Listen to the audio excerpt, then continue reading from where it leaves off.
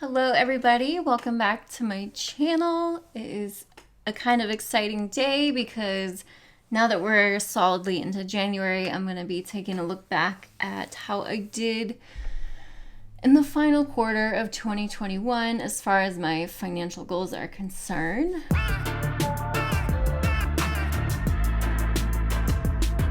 So thank you so much for joining me today. I'm pretty excited to see how the year went overall. Of course, if you've been following my story, you know how it's gone. Up and down and back again. It's been a kind of a crazy year all around, just with, most of it has just been trying really hard to reach my student loan savings goal that I had for the year, as well as buying my first rental property, and what a roller coaster that was. So I'll spare you all the details again, but you can certainly go back through my videos and check out those updates if you're curious at all. I'll actually link some of them up here for you guys. But overall, I think we did pretty good for the year. So I am going to start my screen recording and share with you guys what I'm looking at. Okay, so if you've been following, y'all know I track my finances in Google Sheets. I just find it extremely easy to work with and, of course, accessible across any device that I can have access to and log into Google. So that is what I prefer to use. So here we are on 2021. Big picture, things went pretty good. Of course, the glaring graph over here is my net worth in bar graph form, which is all in the red. But overall, an increasing trend towards the net zero line, which is exciting, but still kind of scary because it's still quite a ways to go, especially if you look at these amounts over here. But we'll get back to that in a minute. So we'll just start at the top. Of course, I track my take-home income every month, and silly me was ambitious and thought that I might get some rental income in 2021, but that did not happen, as you all know. So I closed on the house at the very end of April, which is why there's just hash marks or tick lines, whatever you want to call them. And then May started the $0 in income trend that carried right through till December, but that's okay. That's okay. Y'all know the story already, so I won't get into it any more than that. But then down here, I just track my monthly expenses, and every time my monthly bills are paid, I just write them off as paid. And of course, hey, student loans, those were not paid once the whole year because they've been in forbearance. And then my only other debt is my mortgage on the rental property, which I don't consider. I kind of take the Kiyosaki approach to leveraging debt to buy yourself income producing assets. So I don't consider that really a debt. That is something I personally need to handle. I know that's not everyone's opinion, but if the debt pays for itself, that's considered an asset.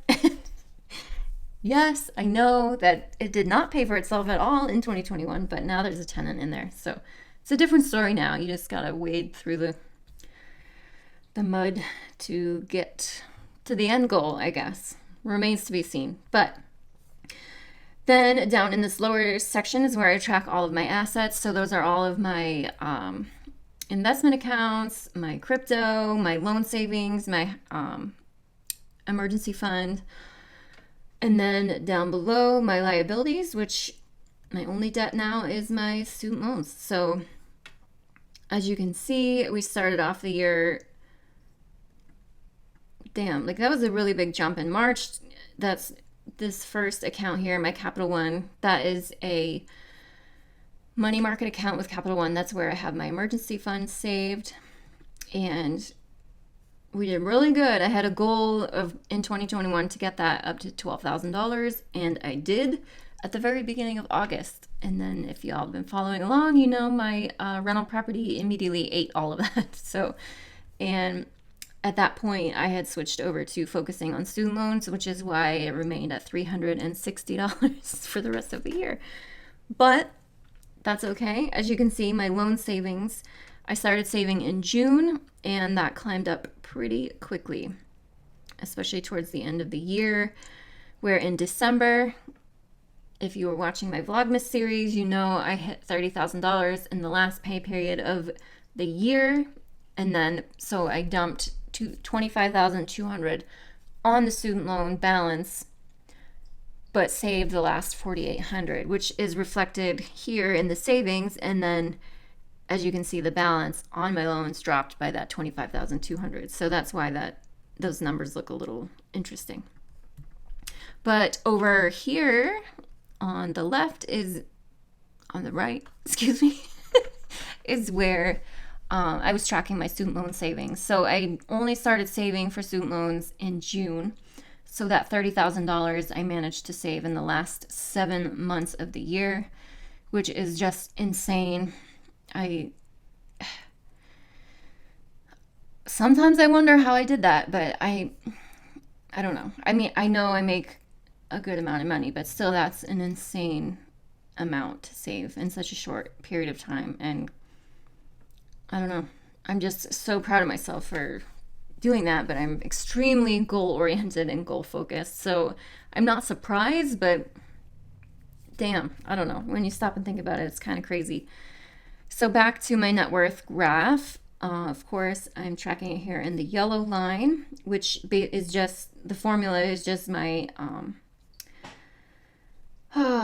what did we do? We did, the total of my assets minus the total of my liabilities. So total of all my investment and savings accounts and the value of my rental property, or what I would make from it if I were having to sell it, and if I were able to sell it for exactly what I bought it for, minus what I still owe on it, if that makes sense. That's how I calculate the value of my rental property, but it's all of that added together and then subtracting my student loan balance. So the beginning of the year, this would have been the last day of January. So I ended January with a negative $138,855 net worth. By the end of December, that came up to a negative $75,950 net worth. Damn, how much difference is that? I am curious. So 138,855 minus 75950.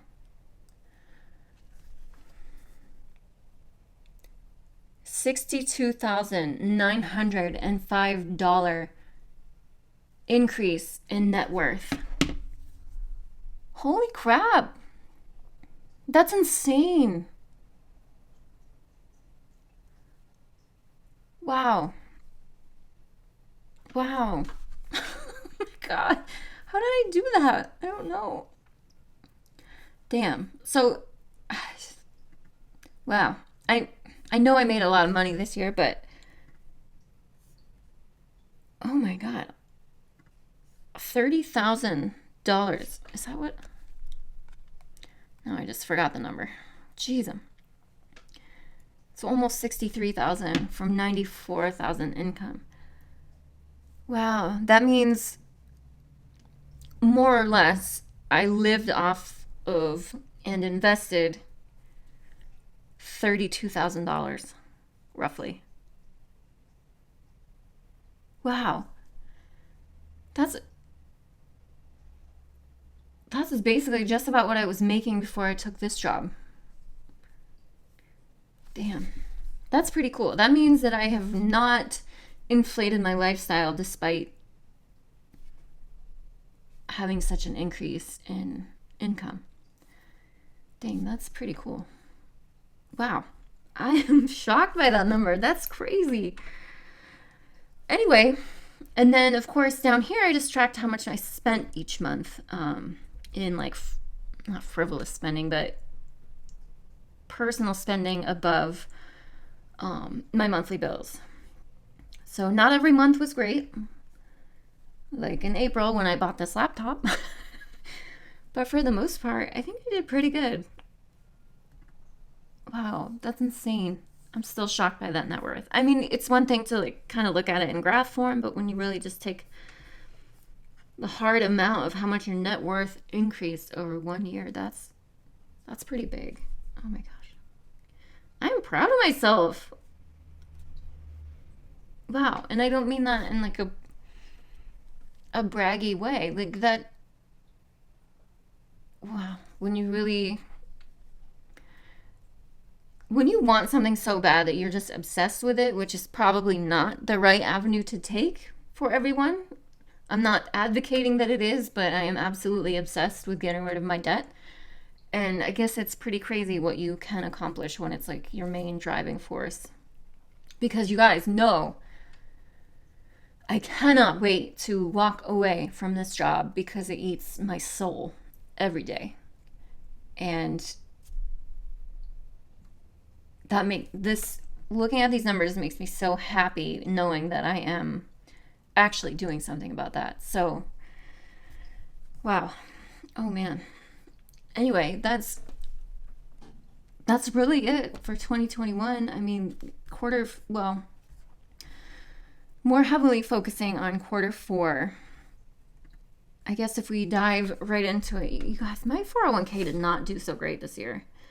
And neither did my Roth. Like, I know I haven't been contributing to my Roth much at all this year. I only contributed $1,300, which I have to see if I can even leave in there. I have to talk to a CPA because obviously I made more than the income cap of, you have to make, I think, under 129,000 in order to be able to contribute it to a Roth. So I may have to take that money back out. I don't know. But either way, it did not do so great this year, growth-wise. I don't know. 401k did not at all. However, FundRise, look at that. You guys, for the last 2 quarters, I have not contributed. I stopped my automatic contribution to FundRise back earlier in the year. I don't remember exactly what month, but it was definitely in the springtime. And it still grows quite a bit. Even, what is that? Oh, almost $200. I'm going to log in and look at that because that's pretty great.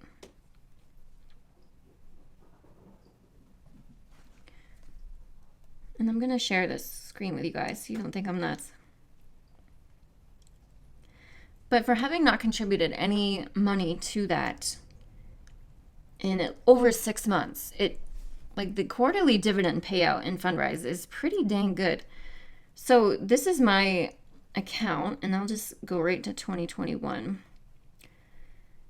So net returns, dividends were $54.45, and appreciation was $542.46. That's pretty awesome. So in 2021, it must have been in the first few months, which you can see February to March. That was a pretty big jump. I put in $1,926.70, but it grew to net returns of almost $600. That's amazing. And only $2.11 were paid out in advisory fees. I don't know, you guys, I always highly recommend FundRise. If you want to get into real estate investing but don't want to like have to go through the headache of purchasing, owning, managing your own physical properties, I feel like FundRise is a very reasonable option. I always have it linked down below for you guys. And I think if you use my link below, you get your first 90 days of advisory fees for waived, but they're mere pennies on the returns that this platform can offer. So I always talk highly of FundRise. It's not ever gone down. Every day it goes up in value because I check it every single day and it usually goes up by like 10-12 cents, which isn't huge, but over the long run. And then you get the larger quarterly dividend payouts, which has been pretty cool. So that's been exciting. Crypto, not as exciting. Like that kind of tanked at the end of the year, but that's okay. And then of course, real estate, that just goes up every month by the amount that is paid on the principal, which is awesome. as theoretically I should not be paying that out of my own pocket anymore. So hopefully this mortgage payment, it should be offset by rental income, of course, going forward. So that's exciting. And then 2022 I have laid out pretty well the same, except the big change is that I will be able to save, or I will be allowing myself to save for student loans throughout the entire year instead of just trying to cram it in the last 7 months. So I'm excited to see how my net worth increases in 2022, which of course my goal, one of my financial goals for 2022 is to have a positive net worth. I don't know as though that's really going to be possible. That's kind of a bit of a stretch just because we're still at negative 75,000. But I guess stranger things have happened and you never know. But that's really it for this quarterly update. Kind of exciting, nothing earth-shattering, but I'm super proud of myself for not only hitting my student loan savings goal, but just like that increase in net worth is huge. That makes me so happy and so motivated to keep going this year, and just really excited to see where 2022 can take me. So I always appreciate you guys watching. I'd love if you give this video a like if you're on your debt-free journey as well. I'd love it if you'd subscribe if you're not already, and follow this journey and see where we end up in another year from now. Thank you guys so much for watching, and I'll see you in my next video.